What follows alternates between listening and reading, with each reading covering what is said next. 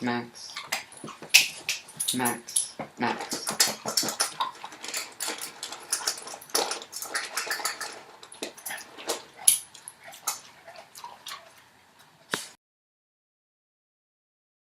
I wrote a gay porn book like a little bitch to help me deal with my emotions and have a little fun, and I liked it, but I hate the book, so tell me if you hate it.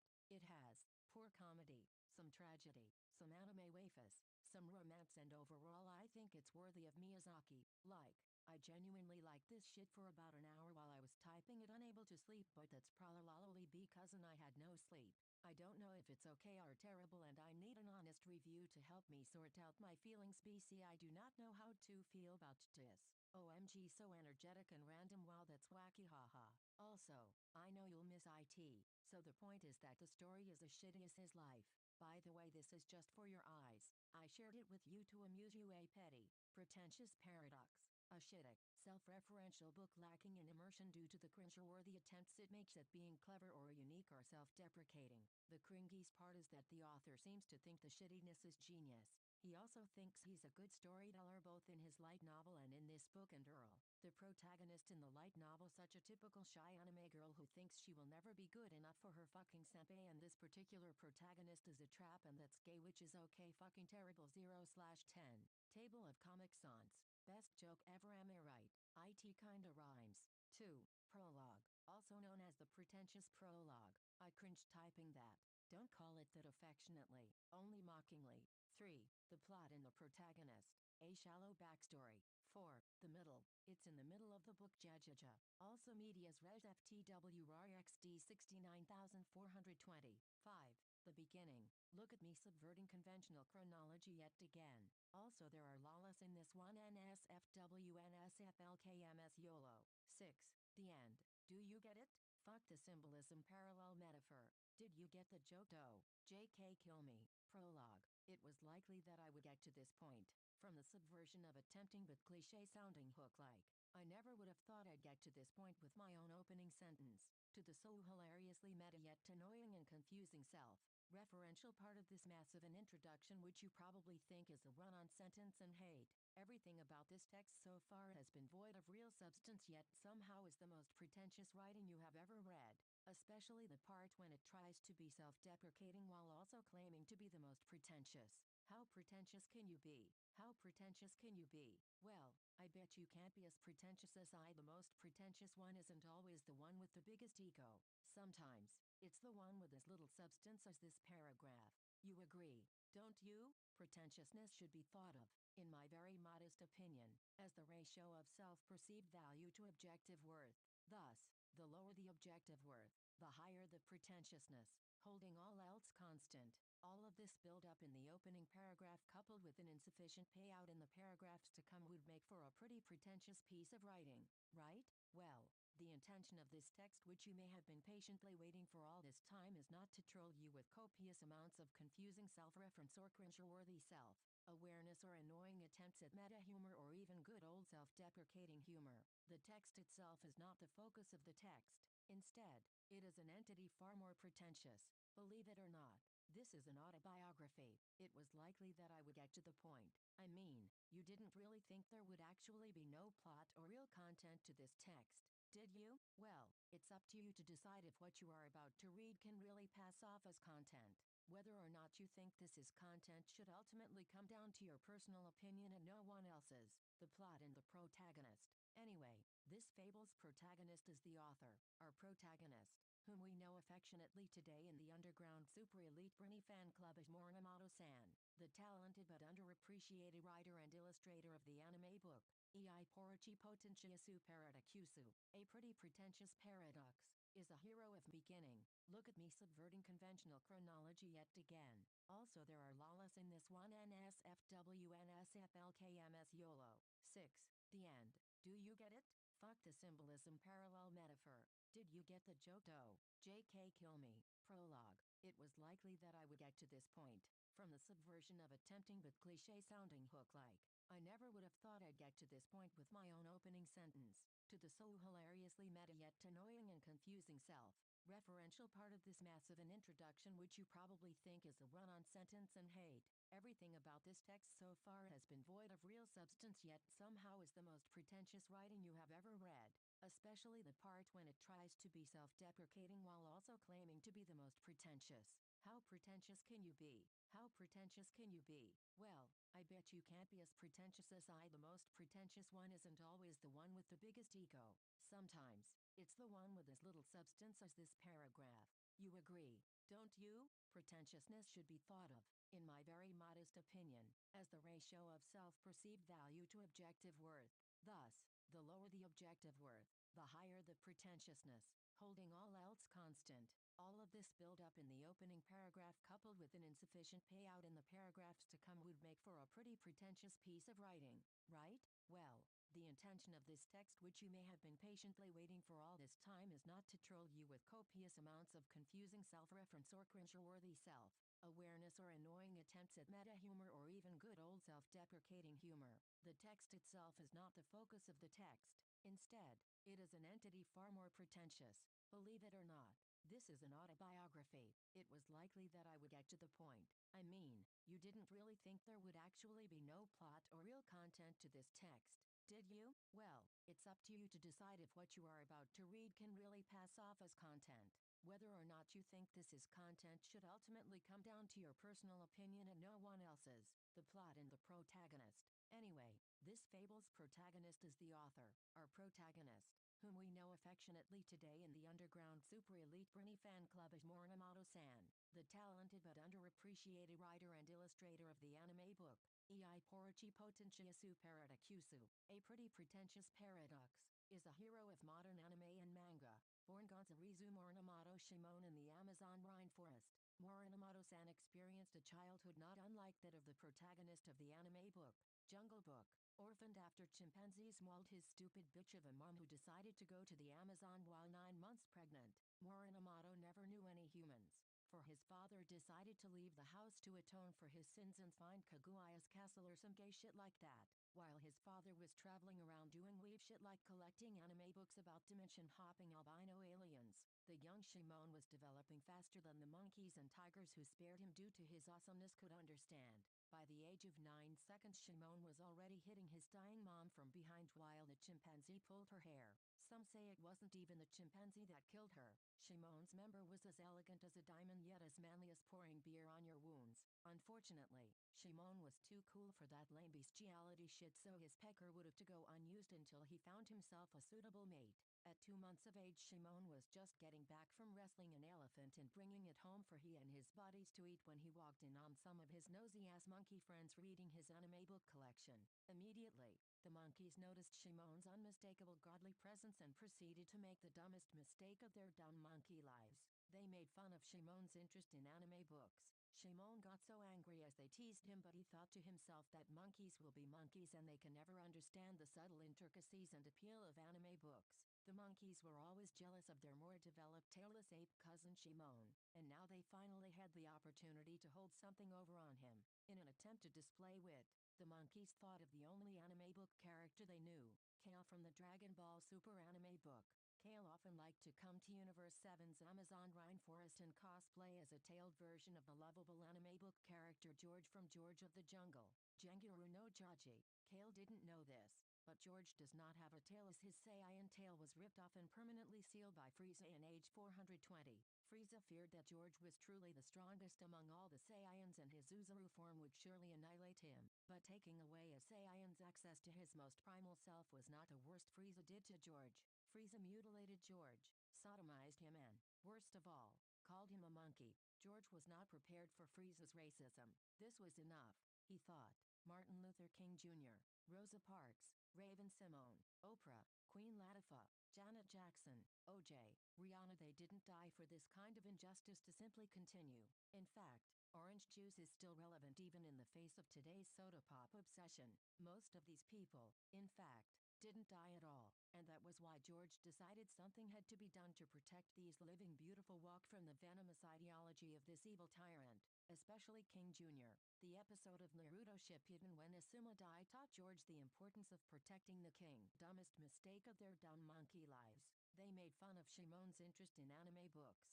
Shimon got so angry as they teased him, but he thought to himself that monkeys will be monkeys and they can never understand the subtle intricacies and appeal of anime books. The monkeys were always jealous of their more developed tailless ape cousin Shimon, and now they finally had the opportunity to hold something over on him. In an attempt to display wit, the monkeys thought of the only anime book character they knew, Kale from the Dragon Ball Super anime book. Kale often liked to come to Universe 7's Amazon Rainforest and cosplay as a tailed version of the lovable anime book character George from George of the Jungle, Genguru no Jaji. Kale didn't know this, but George does not have a tail, as his Saiyan tail was ripped off and permanently sealed by Frieza in age 420. Frieza feared that George was truly the strongest among all the Saiyans and his Uzaru form would surely annihilate him, but taking away a Saiyan's access to his most primal self was not the worst Frieza did to George. Frieza mutilated George, sodomized him and, worst of all, called him a monkey. George was not prepared for Frieza's racism. This was enough, he thought. Martin Luther King Jr., Rosa Parks, Raven-Symoné, Oprah, Queen Latifah, Janet Jackson, O.J., Rihanna, they didn't die for this kind of injustice to simply continue. In fact, orange juice is still relevant even in the face of today's soda pop obsession. Most of these people, in fact, didn't die at all, and that was why George decided something had to be done to protect these living beautiful walk from the venomous ideology of this evil tyrant, especially King Jr. The episode of Naruto Shippuden when Asuma Dai taught George the importance of protecting the king.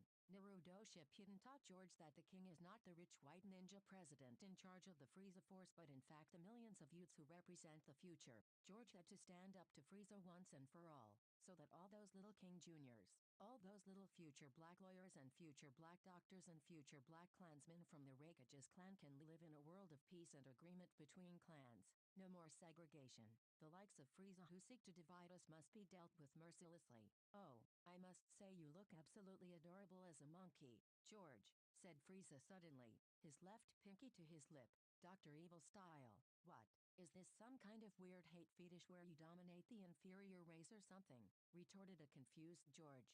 Well, that's curious, George. I didn't think you knew of such things, what with you being raised in the jungle and all, said Frieza. Yeah, you'd be surprised what kind of freaky shit we do in there. We're all completely or almost naked all the time, so hells yeah we get horny, admitted George. But what's with you calling me a monkey anyway? MK48 taught me to get revenge on my enemies, but MLK taught me that talking is the best way to solve problems. Oh, so you haven't noticed? Inquired Frieza joyfully. The circumcision, the anal hygiene checkup, everything I've been doing for you. Question mark Nani I. George yelled. Yes, of course. This whole time I've been trying to make it up to you for ripping off your tail. I had to do it, but I felt guilty for doing so, and so I've been trying to make it up to you, Frieza explained. How is any of this making it up to me? Asked George. Oh, you mean you're not, muttered Frieza, looking away in embarrassment. Aw, Frieza, no, don't cry. No, I've done a horrible thing. I just assumed your sexual orientation. I'm a monster. Hey, Frieza, you're not a monster. Not at all. You're just a bit inexperienced when it comes to relationships. When normal people have physical relationships, it's agreed upon beforehand and consented to by both parties. Haha, you silly guy.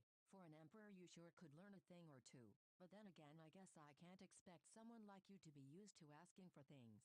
Hey, can you, maybe, teach me a thing or two, as you put it? Frieza blushed and looked down nervously. George was awestruck at first, but then George smiled, then let out a loud ah. The two looked at each other's eyes but for only a moment before foreplay began. Later, the two can be seen cuddling in bed, talking about life. You know, Frieza, I never thought I'd be such a fan of having your tail in me where my tail used to be. Oh, I know you miss it, honey, but it's for the best. You become uncontrollable when you do that and it's just too much and it scares me. Is that more dirty talk, Frieza? Wow, you really know how to role play. I never would have thought you could be the submissive type of all people. The two talked on and on like this and enjoyed one another's company so much as they looked out the window into the infinite blackness of space. Simultaneously, the power-up of our hero was beginning. You, take back what you said about Kale. Well, nobody likes Kale, not even talking monkeys. Did you just refer to me, are you? It must be you, because, what Kashiwa. I love her. Rarawa. That monkey could insult his love of anime books all he wanted, but he cannot insult his waifu and get away with it. Ami wa Mushinderuel having murdered his entire clan, Shimon had no friends or family to call his own. He was completely alone, that is, until a wandering toad who overheard the noise came leaping in a hurry to the side of the battle. You, how old are you? The toad asked. Shimon looked over his shoulder at the murder witness. Hey, you're not one of those headphiles, are you? 'Cause I'll have you know I'm well under that age range, pal. Worry not, young Shimon, for I have lived my entire life in search of someone whom I now have learned is you. Easy, there dude. I don't know how you know my name, but I'm not one of those cringy animal fucking faggots. Why don't you go hump that huge ass pearl bracelet my deceased mother left behind?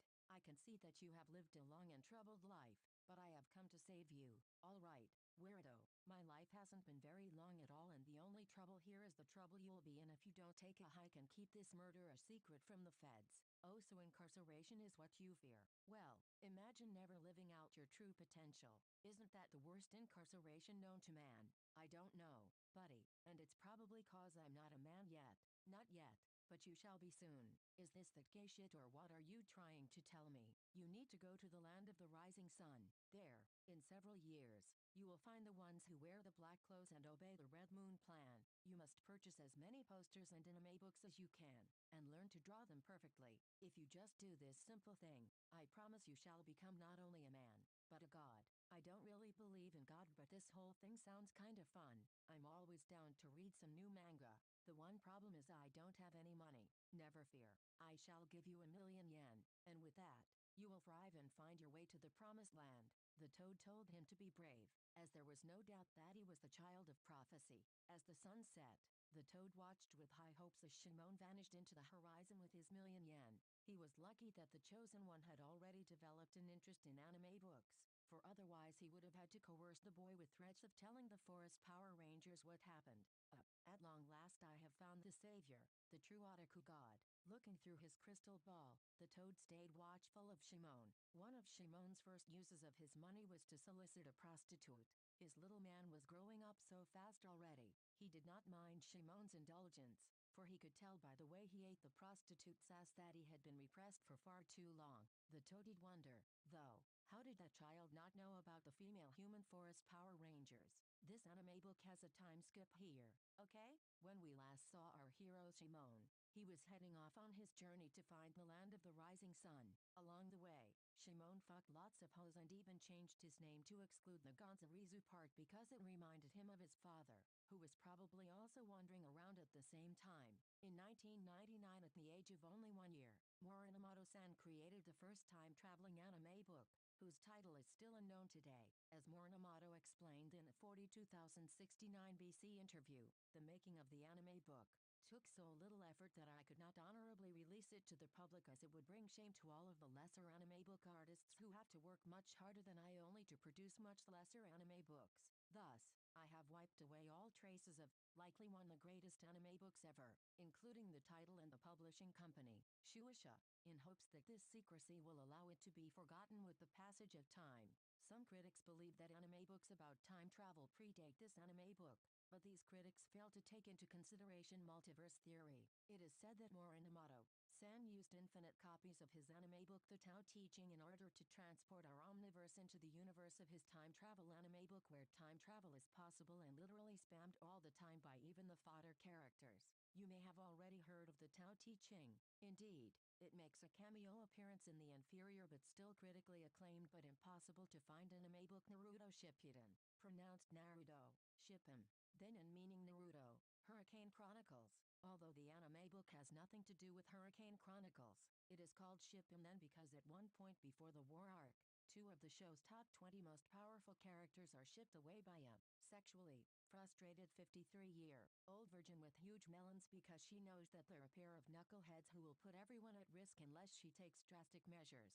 Also, the anime book is not to be confused with the later released prequel anime book Naruto, which is a shoujo anime about 2 prepubescent boys who have a complicated relationship that ends in the top leaving the bottom for a really long snake that he rides all the way to the village hidden in the sound of careless whispers. Wait a minute, what the fuck? Didn't Dragon Ball GT already do the riding away on a big snake-looking thing? I mean, sure, I can already hear the arguments. Inani GT isn't canon, you plebeian Narusaku fan. Who the fuck cares? Narusaku is confirmed canon as of June 26, 2015 by the way. The problem with this point is that although GT may not be canon, by the way, there is substantial evidence to suggest it could take place in a parallel universe within the Dragon Ball canon, and that's not just a sort of widely held fan theory. Copying is copying no matter what. Copying non-canon material is still frowned upon. I mean, do I even need to get into how an airheaded orphan is rivals with a bad attitude fighting prodigy who is among the last few of his kind in more than one anime? Or that both of these anime in question utilize a kill the series' first major alien villain and then get married to a smokin' hot brunette girl who was shy at one point? Happy ending? What more do I need to say? Kabuto literally turned into a dragon snake sage thingy. Doesn't that just scream Shenron? Fish Cake Ninja is a ripoff of Dragon Balls. And then we get a time skip and the ex-lovers have grown almost as much as their love for each other has, and eventually their individual hectic adventures converge when they decide to work together again because all's fair in love and alien ninja war. The Yaoi cosplayers still haven't worked out whose name the house will be under, so the two must engage in domestic violence in order to decide once and for all who is the better presidential candidate.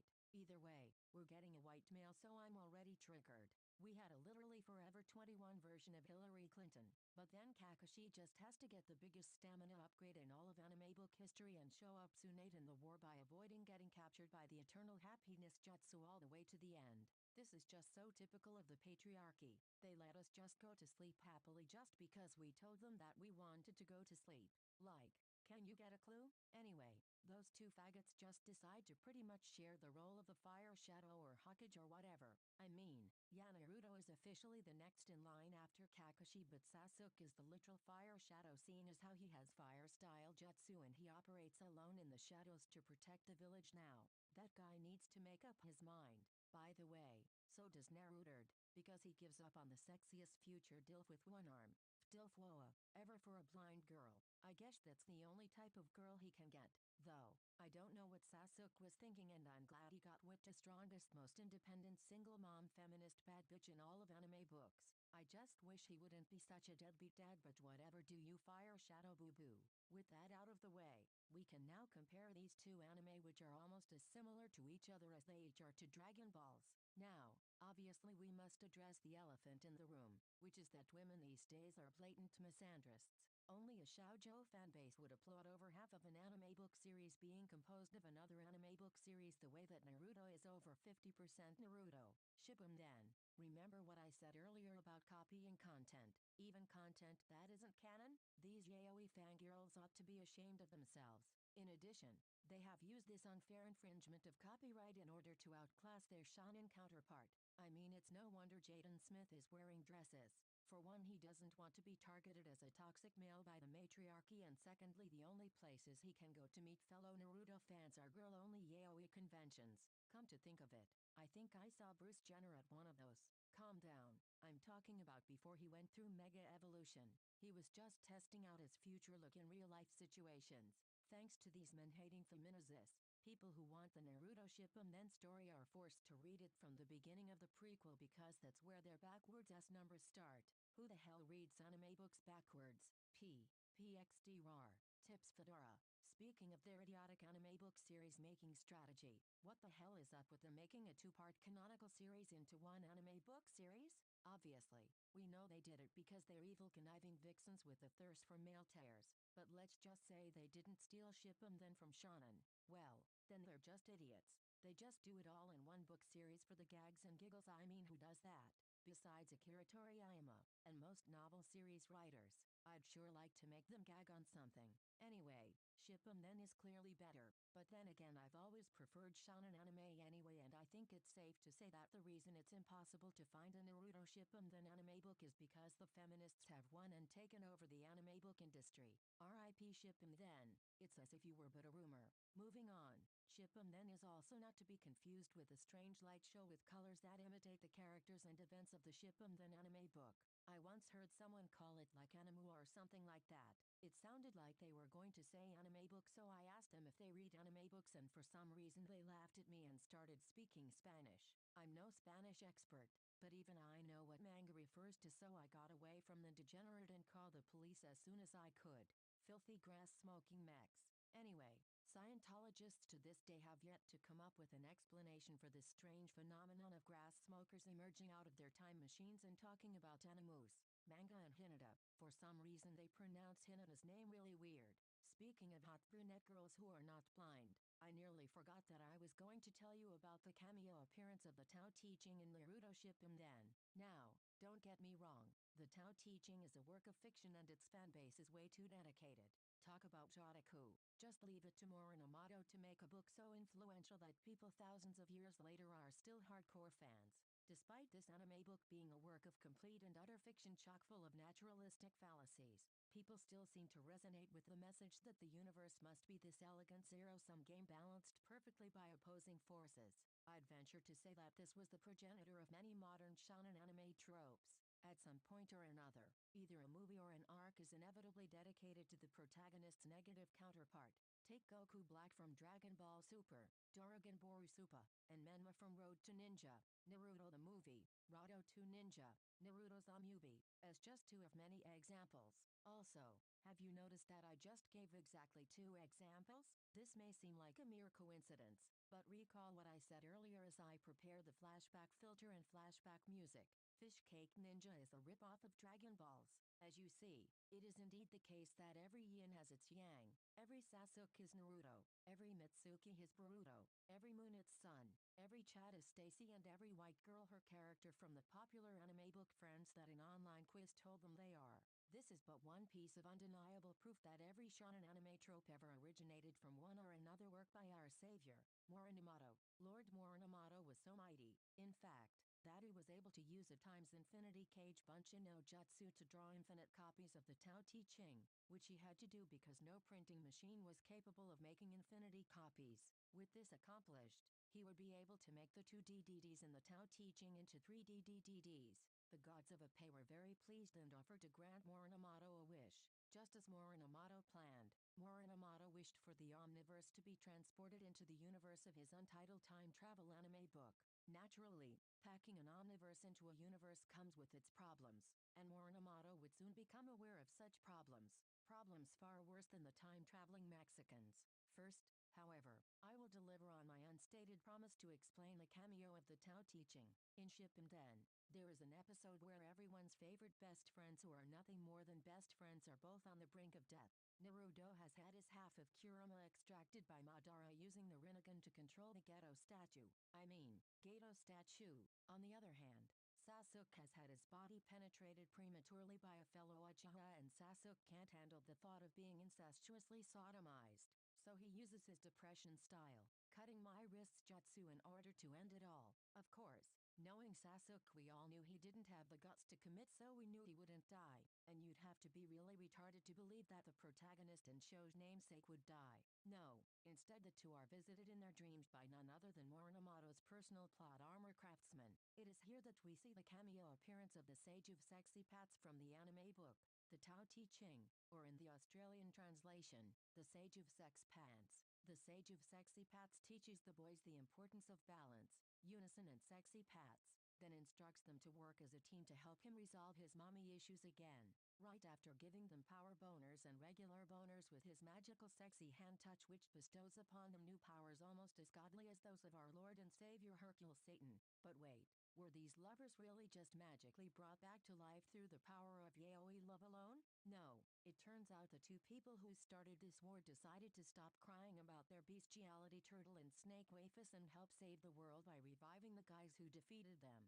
Since we're on the subject, it is worth mentioning that the Sage of Sexy Pat's mom is a rabbitkin who had sex with a random-ass guy from a faraway planet right before pulling an Eve from the popular anime books the Torah and the Bible, which are the second pair of different anime books with overlapping content we have seen. Although he enjoyed the hullabaloo created when time travel became accessible to everyone, he grew concerned that the youths of the day were using time travel irresponsibly and in rather unaesthetic ways. Having grown cynical of the world he created, he used his Sage of Sixpence hacks to copy the Yamanaka clan's secret mind-body transmission technique. With this power, he would send a secret telepathic message to someone important.